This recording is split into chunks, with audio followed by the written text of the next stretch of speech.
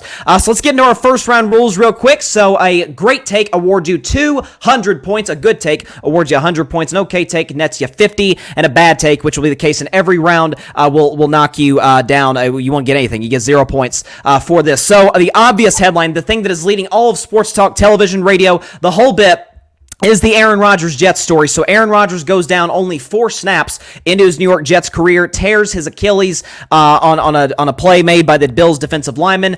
He's then replaced by Zach Wilson of the backup for the New York Jets, who was obviously the number 2 pick, 2021, is the backup now and is now the starting man. So the question, I'll start with you, Devin, first. Should the New York Jets go in the direction of Zach Wilson, allow him to finish the rest of the season as it being a big year 3, or go into a different direction with other quarterbacks? There's Carson Wentz, there's Nick Foles, maybe probably Matt Ryan out of retirement, or even Tom Brady. Do you think they go in a different direction or stick with Zach Wilson? If I was the Jets, I think I would go in a different direction. We already seen what Zach Wilson tried to produce the last couple of years, and it was pretty much nothing.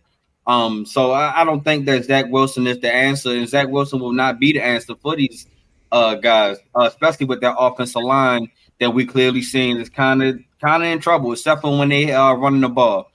So if I'm the Jets, I don't think calling Matt Ryan is your answer. Carson Wentz is most definitely not your answer either, because we already seen what he did in Indianapolis and in Washington, and it wasn't in the good setting. So I feel like the Jets should have been with the draft and try to find a quarterback instead of trying to do what the coach did the last few years by putting a Band-Aid on by getting an old quarterback. Interesting. So yeah, listen, I think you make some great points in the sense that, you know, Zach Wilson has he's been given an opportunity the last 2 years. It's kind of, I've heard a lot of people compare him to Trey Lance. Well, the difference is we cannot like Trey Lance, but Trey Lance hasn't exactly gotten a whole lot of time as a starter. Zach Wilson's gotten plenty of time and hasn't exactly produced, albeit he didn't screw up too bad other than the one pick last night. I'll move to you, Barry, the former Jets fan. I'm a big Aaron Rodgers fan. Do you think they should stick with Zach Wilson as the starter, or go in a different direction with, you know, potentially a trade or free agency, or call somebody out of retirement?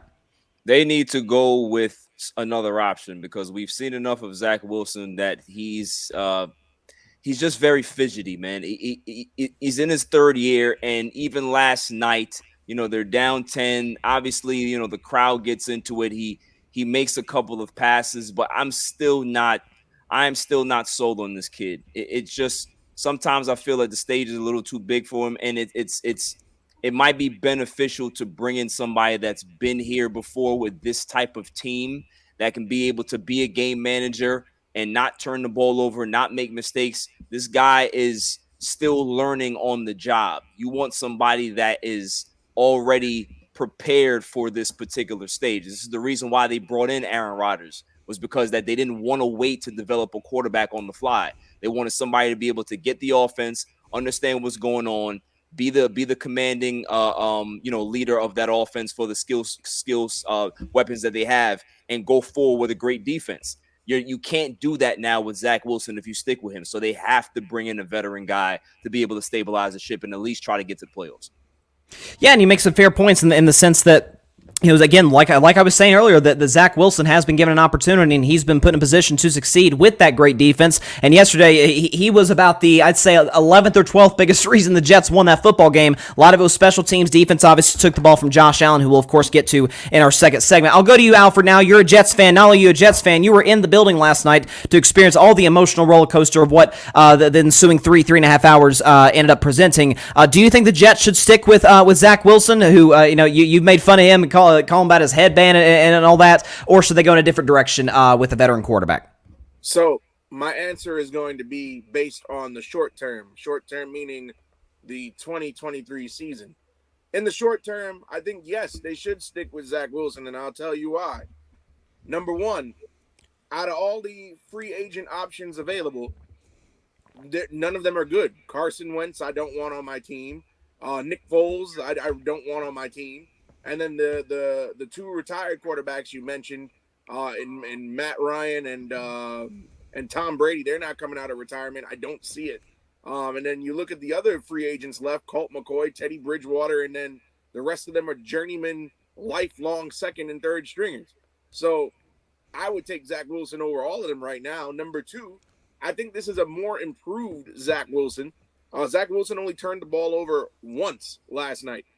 The Zach Wilson of last season or the season before would have turned the ball over maybe 3 or 4 times in the same game. You got to remember, he spent the entire training camp and the entire summer being mentored by Aaron Rodgers, to the point where if preseason meant anything, he had a stellar preseason, didn't turn the ball over not one time, and he played every single snap of the not every single snap. He played in every single game of the preseason. Also, if you go and get another quarterback, that quarterback now has to sit down and learn the offense. Zach Wilson knows the playbook already because he's been under Saleh already for a year, this being his second year. So you don't have to worry about taking the time out to adjust the playbook. You don't have to change the playbook, or you don't have to worry about the player having to learn the playbook because he knows it already. So, and also he has 10 seconds, Al. He's got the elite defense that also helped him out last night. And if that defense continues to play that way, it takes some more pressure off the offense. Yeah, and you make an interesting point in regards to him being obviously kind of mentored by Aaron Rodgers, and the question is, how much will Aaron Rodgers be with the team? That's obviously a different subject, but how much will he be with the team moving forward with his rehab and whatnot? Obviously, do they want him to be near Zach Wilson? I know I heard somebody talking today about maybe you don't want kind of at least the guy who's been sort of the spearhead, the leader of your locker room for the last 6 months or a little less than 6 months. Just being around there in a walking boot. Does that kind of hurt the morale of the football team? We'll see. Finally, to you, Dalton.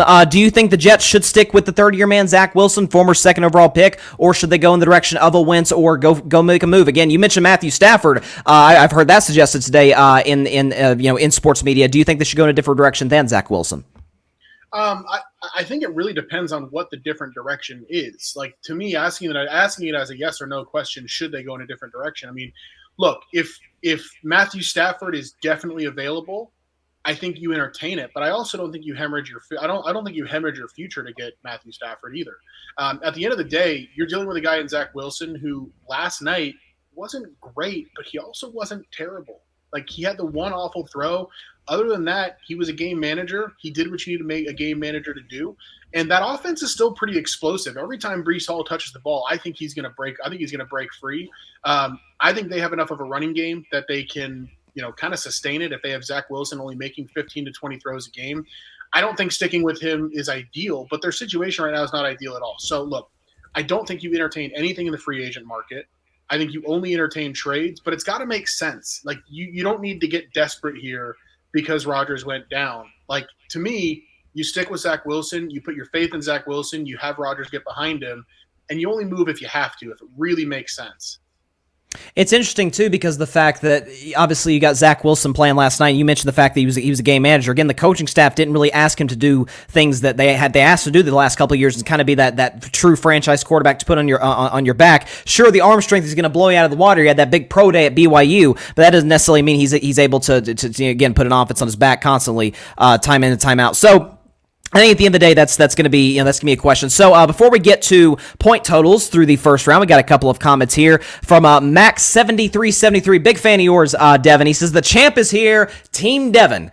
Very excited to see the reigning defending champion, Devin Nettles, come back in the building. Clint Alexander says the Jets have the worst luck I've ever seen. Barry, you and I were talking about this last night. This is truly a cursed franchise. I know today, I think they said is the 20-something year anniversary of what happened to Vinny Testaverde when he himself also popped his Achilles. So it's crazy, terrible fate there for the Jets. And Max7373 says, come on, Barry. Last week you had a crown on. Now you have the X on the grid hat.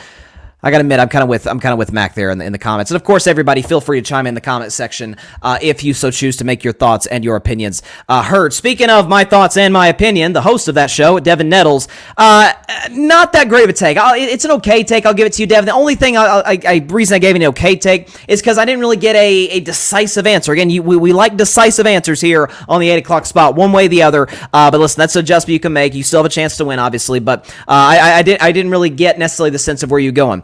Barry, 100 points. I thought that was a good take on your part.